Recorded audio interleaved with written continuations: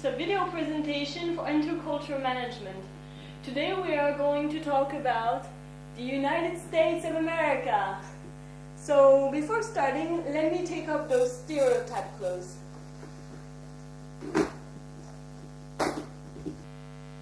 Now let me present to you my father. Hello, how are you? Who is native of Connecticut. So when thinking of the United States, most stereotypes that come to mind are Americans are fat, they always eat at fast food restaurants, they speak loudly, are arrogant as they think they're the kings of the world, and they always carry a gun, if not many. So as you can see, my father contradicts almost all these stereotypes except for being loud. Which is why we're now going to see the real cultural differences between France and the United States by using Hofstede's model. So, firstly, what is your feeling as an American about the importance of hierarchy? Do you have an example to illustrate it? I certainly do. In America, what happens is basically you work for a boss, you have a great idea, you present it to the boss. This is my own personal experience. And the boss says no, and you believe in your idea. And you go for it. You get it done, and afterwards it works, and your boss calls you in the office. He says, I told you not to do it, but it worked. In France, you do the same thing. The boss calls you into the office, and he fires you immediately because the boss is the boss in France. Okay, that's interesting. The fairly low score on power distance, 40, in combination with one of the most individualist cultures in the world, with a score of 91, reflects itself in the following. Firstly, the American premise of liberty and justice for all. It's evidenced by an explicit emphasis on equal rights in all aspects of American society and government. Secondly, within American associations, hierarchy is established for convenience, superiors are accessible, and managers rely on individual employees and teams for their expertise. Both managers and employees expect to be consulted, and information is shared frequently. At the same time, communication is informal, direct, and participative. To you, what is seen as most important in America? Achievement and rewards for success, or cooperation, modesty, and quality of life?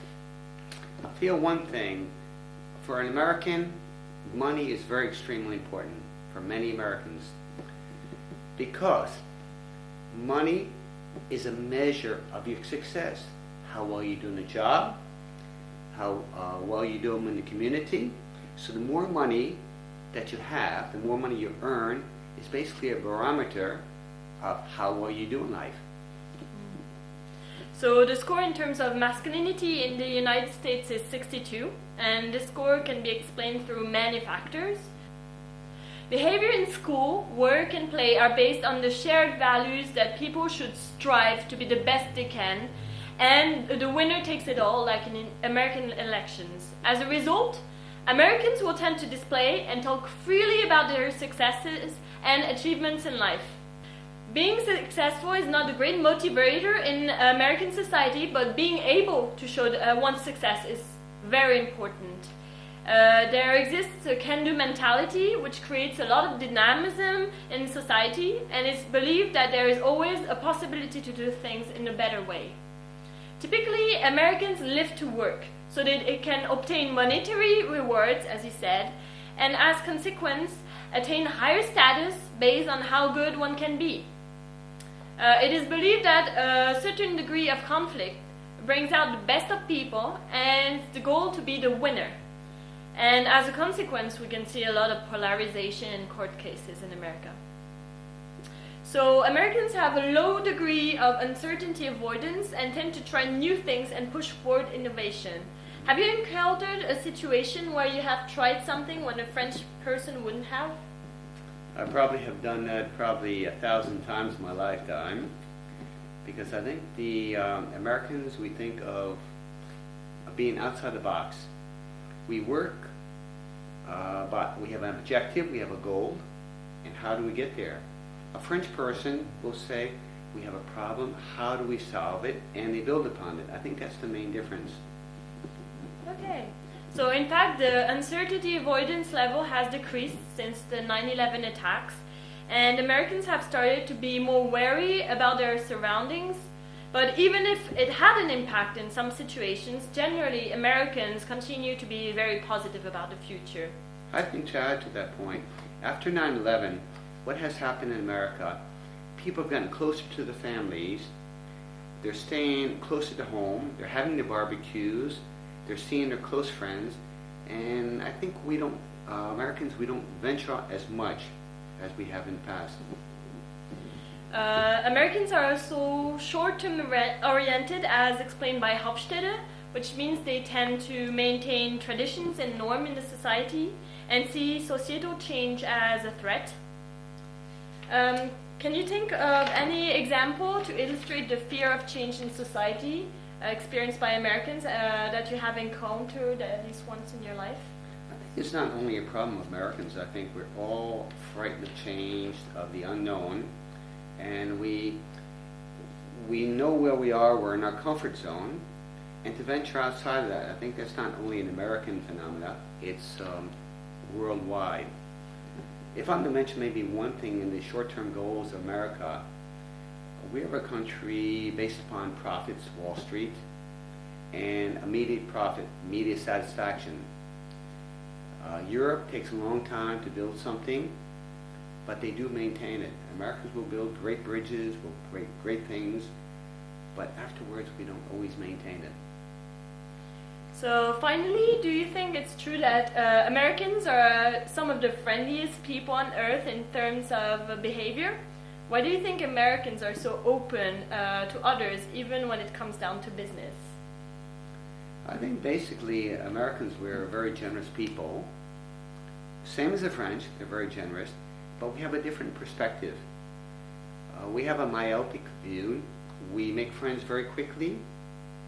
We get together. We have a great time. Oh, we'll see you next year. We'll see you soon. You're great friends. And we're moving on to something else, and we forget. Very often European people are a little confused by that.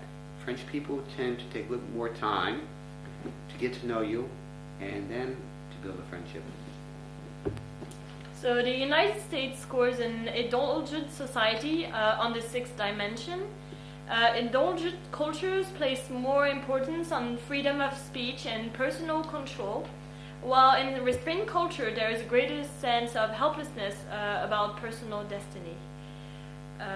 So it's in the workplace, it's likely to have an impact on how willing the employees are to voice their opinions, for example.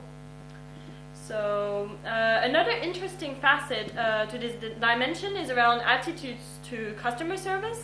In indulgent cultures such as the US, the expectation is that customer service representatives visibly demonstrate their happiness with a smile or friendly behavior. However, in more restrained cultures such as Russia or Eastern European countries, this would be considered inappropriate and unnatural. I think Dad, in France, I was very much surprised. You buy a computer, you buy a television, and you want to get some information, how to use it, how to solve a problem, and you call an 800 number. And you have to pay to get information for something you already bought. In America, you have an 800 number, it's completely free, and they're very happy to serve you. So it's quite different.